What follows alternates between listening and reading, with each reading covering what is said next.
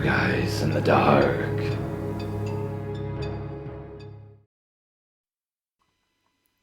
After work, one late afternoon, I had stopped at a gas station to fill up. I was tired, hot, and stressing about how we'd have to go grocery shopping that weekend. A young man approached me at the pump. "Excuse me, I'm embarrassed to even ask, and I've never done this before." He was thin and disheveled, and non-threatening looking. He pointed to his car parked near the car wash area and continued, "I'm with my wife and baby. We ran out of gas. I'm asking if anyone can spare a few bucks so that we can get back on the road. We're pretty far from home." I looked where he was pointing. The car happened to be there. The wife and the baby was there as well. It was blistering hot out. My heart had ached for them.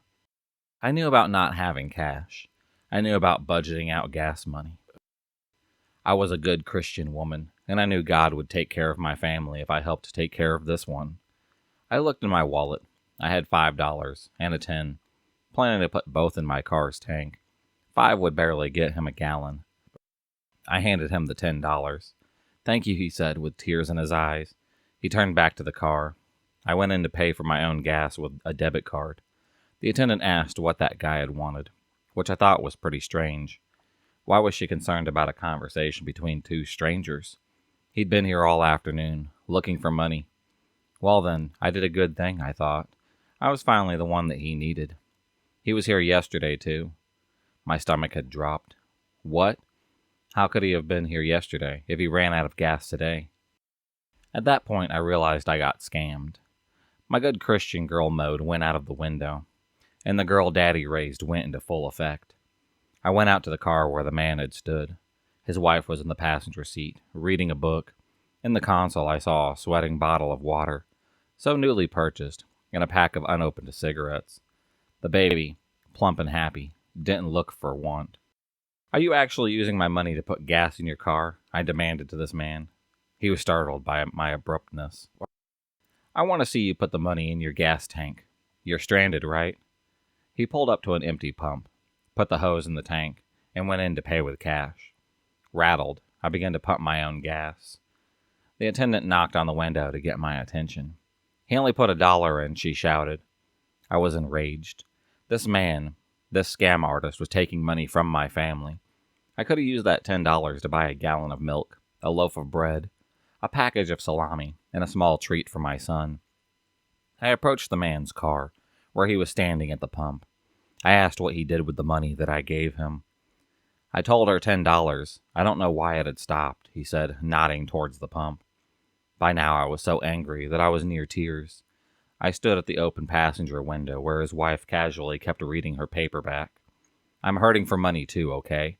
I was trying to do a nice thing because I would want kindness from a stranger, and you're scamming me. I want my $10 back." In retrospect, I knew how absurd this was, and how dangerous it was. This guy just shrugged, put the nozzle back, walked over to the driver's side, and then got in. He started up the car. I don't know what to say. I gave her the whole $10. This is where my father's daughter kicked into gear once again. Don't ever let anyone con you. You gotta be street smart. You gotta look for clues. Notice things. My dad always taught us to be aware.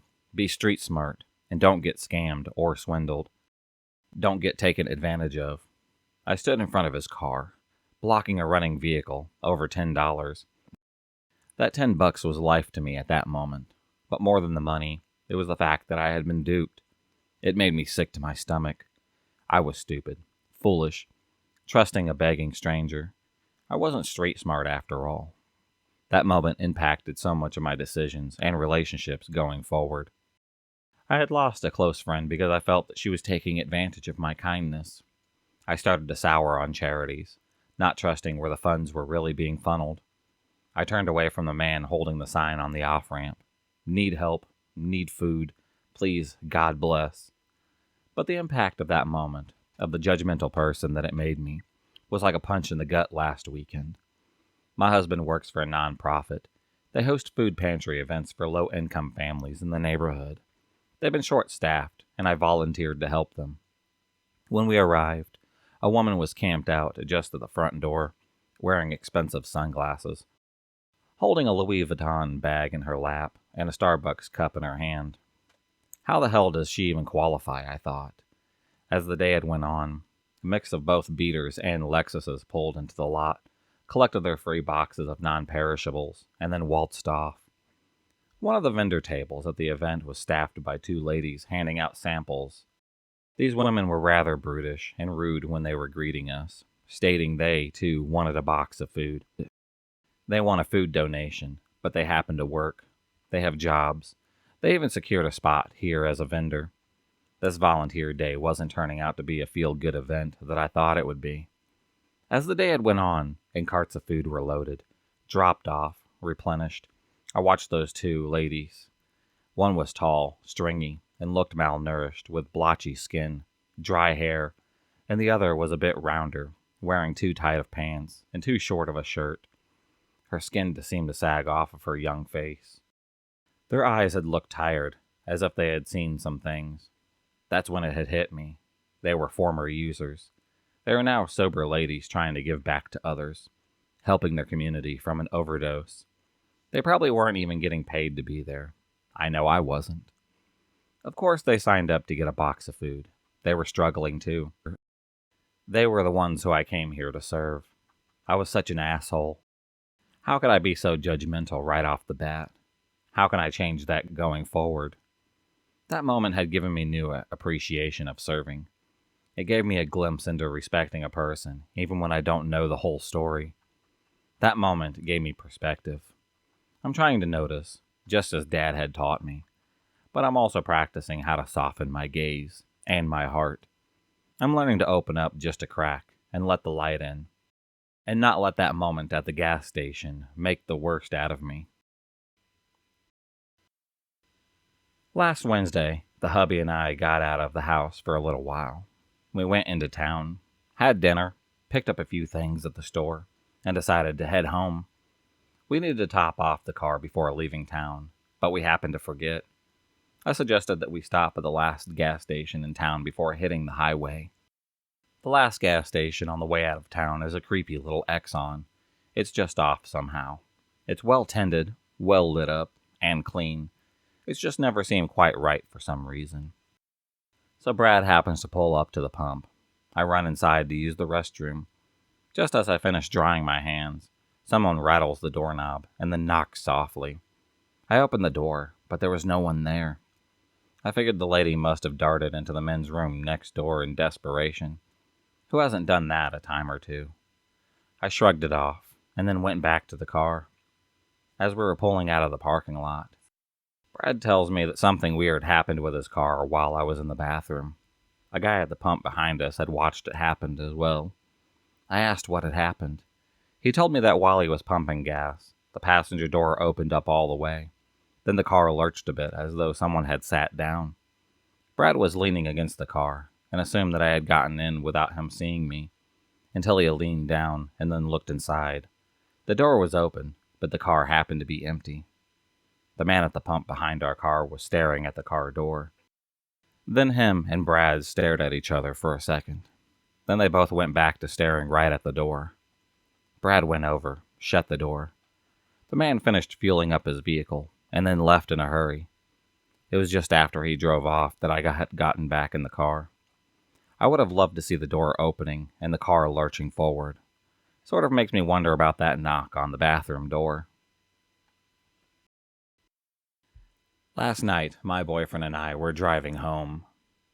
We were rerouted a way that we had never went before, traveling in basically the middle of nowhere. The speedometer happens to be broken in the car. You have to reset the miles manually after getting gas. We were driving in the middle of nowhere, with not one car in sight.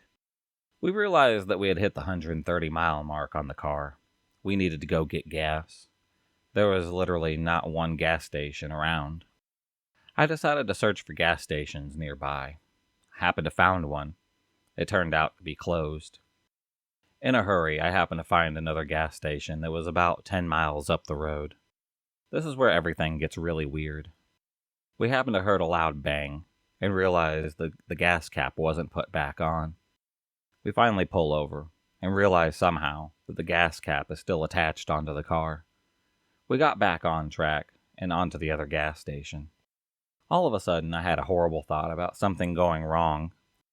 I put it aside, because I knew that we needed to stop anyways, and calling for an emergency tow is not an option where we were at. We get to the station, and the lights are kind of off. The road leads to a dead end with a gas station on it. The only way to leave is to turn left or go right out of the gas station. My boyfriend pulls in and goes to see if he can get gas. Suddenly, everything intensifies. My stomach had dropped. I had been in quite a few disturbing situations, like being followed home, even paranormal situations. I saw a car pulling up on the road to make a left. There's still really no one on the road. The car pulls up and notices my boyfriend, then backs up with the windows down. I found this pretty strange. I immediately went into panic mode. I screamed his name. The man realized that someone else happened to be in the car, turned left, and then sped off. I didn't get the license plate because it happened to be very dark outside. This situation had frightened me. It may not seem very scary, but it happened to be one of the most terrifying things to watch, especially seeing as how I didn't know if my boyfriend was going to get robbed or something worse. That feeling and thought that I happened to have much earlier is what made the situation much worse for me. We found a gas station with more human life, so it seemed pretty safe to be around. Once I had gotten home, I was told that the road we were driving on was pretty famous for bodies being found. I really don't want anybody to be put into this situation. I'm just glad that we got out of there safe and sound.